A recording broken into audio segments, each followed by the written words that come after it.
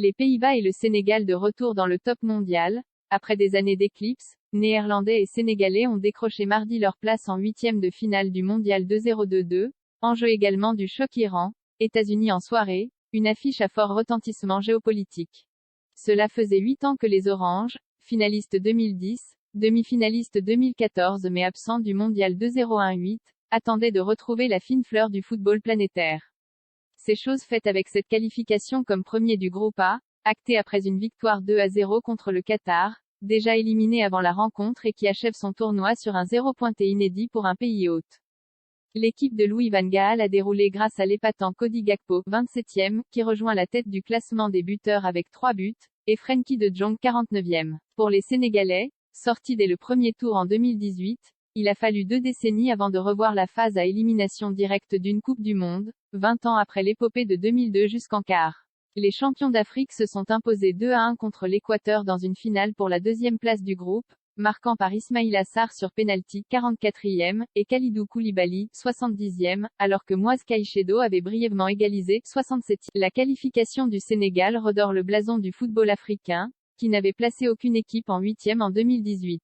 Après les qualifications précoces de la France et du Brésil, voilà le tableau du top 16 mondial en plein remplissage. Contexte tendu et 2 autres billets sont à saisir mardi soir, en particulier lors du match entre l'Iran et les États-Unis, 21h, un moment fort du mondial au Qatar, avec pour enjeu bien plus qu'une qualification en huitième. Les sélections des deux pays, qui n'entretiennent pas de relations diplomatiques, s'étaient déjà affrontées au mondial pour le match de la fraternité au mondial 1998 en France, où Iraniens et Américains avaient communié sur la pelouse, posant ensemble sur la photo officielle du match et s'offrant fleurs et fanions.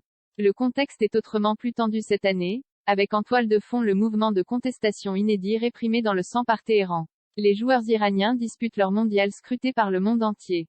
Avant chacune de leurs 2 premières rencontres, ils ont dû répondre aux mêmes questions. S'abstiendront-ils de chanter leur hymne pour signifier leur soutien aux manifestants comme ils l'ont fait contre l'Angleterre mais pas contre les Gallois? Fêteront-ils leur but? Feront-ils des gestes symboliques pour dénoncer la répression?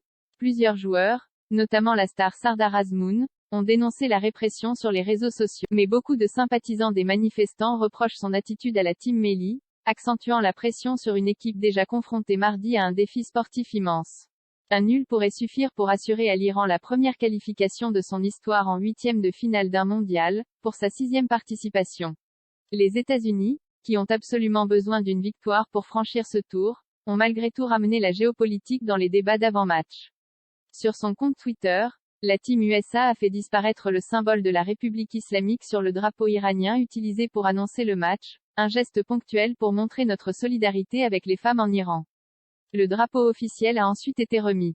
Désireux de calmer le jeu, le secrétaire d'État américain Anthony Blinken a estimé que ce match restait un simple match sportif. Laissez les athlètes faire ce qu'ils ont à faire, a-t-il commenté mardi lors d'une réunion de l'OTAN à Bucarest.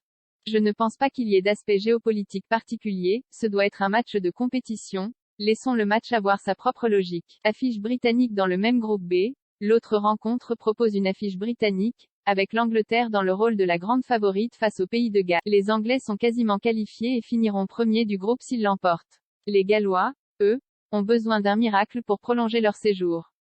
Par ailleurs, l'Italien qui a pénétré lundi soir sur la pelouse du match Portugal-Uruguay avec un drapeau arc-en-ciel et un t-shirt de soutien aux femmes iraniennes et à l'Ukraine, a été rapidement relâché sans autre conséquence, a annoncé mardi le ministère italien des Affaires étrangères, confirmant une information obtenue auprès d'une source locale par l'AFP. Mario Ferri, qui a foulé la pelouse pendant une trentaine de secondes avant d'être maîtrisé, est un habitué de ce type d'intrusion.